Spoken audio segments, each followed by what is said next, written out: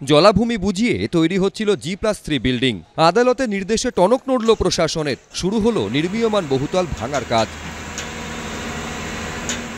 কংক্রিটের জঙ্গলে ঢেকে যাচ্ছে কলকাতা ও তার আশপাশের এলাকা, হারিয়ে যাচ্ছে সবুজ। জলাভূমি বুঝিয়ে ফেলার অভিযোগ উঠছে। কলকাতা লাগোয়া মুকুন্দপুরের কাছে দখল করা জলাভূমি বুঝিয়ে তৈরি হচ্ছিল 4 তলা বহুতল। সোনারপুরের খেয়াদা 2 নম্বর গ্রাম পঞ্চায়েতের এই এলাকা পূর্ব কলকাতা জলাভূমির অন্তর্গত। প্রশাসন সূত্রে খবর, বেআইনি নির্মাণের অভিযোগ তুলে হাইকোর্টে যান জমির মালিক। তার অভিযোগের প্রেক্ষিতে আদালত নির্মীয়মান বহুতল ভেঙে ফেলার নির্দেশ দেয়। এই জায়গাটা যার তিনি হাইকোর্টে কেস করেছিলেন যে ওনার জায়গায় কেউ অবৈধভাবে একটা বাড়ি বানিয়ে দিয়েছে। তো সেই মতো হাইকোর্ট থেকে ডিএম সাহেবের কাছে অর্ডারটা আসে। ডিএম সাহেবের থেকে এসডিও বিডিও হয়ে আমাদের কাছেও এসেছে। আদালতের নির্দেশের পর বৃহস্পতিবার থেকে জলাভূমির ওপরে বেআইনি নির্মাণ ভাঙতে যায় প্রশাসন। সোনারপুরের বিডিও ও নরেন্দ্রপুর থানার আইসির উপস্থিতিতে শুরু হয় নির্মীয়মান বহুতল ভাঙার কাজ। বুলডোজার দিয়ে গুঁড়িয়ে দেওয়া হয় 4 তলা বাড়ির পিলার, দেওয়াল। প্রশ্ন উঠছে, প্রশাসনের নাকের ডগায় জলাভূমি বুঝিয়ে কিভাবে তৈরি হচ্ছিল বহুতল? আগেই কেন সক্রিয় হয়নি স্থানীয় প্রশাসন? খেয়াদহ 2 অঞ্চল পূর্ব কলকাতা ওয়েটল্যান্ডের আন্ডারে। তো এখানে টোটালটাই অবৈধভাবে সমস্ত কিছু হচ্ছে বিনা পারমিশনে।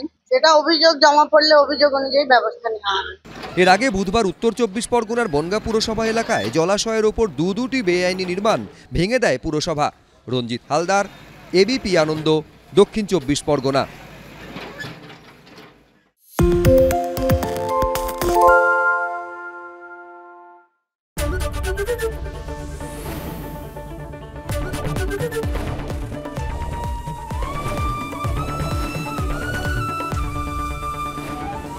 এবিপি আনন্দ, এগিয়ে থাকে, এগিয়ে রাখে।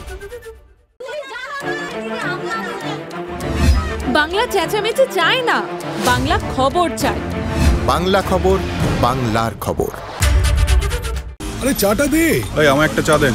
কি হলো আমারটা? বাংলা পক্ষপাত চায় না, বাংলা খবর চায়। বাংলা খবর, বাংলার খবর। সত্য অন্তহীন, সত্যের খোঁজও তাই।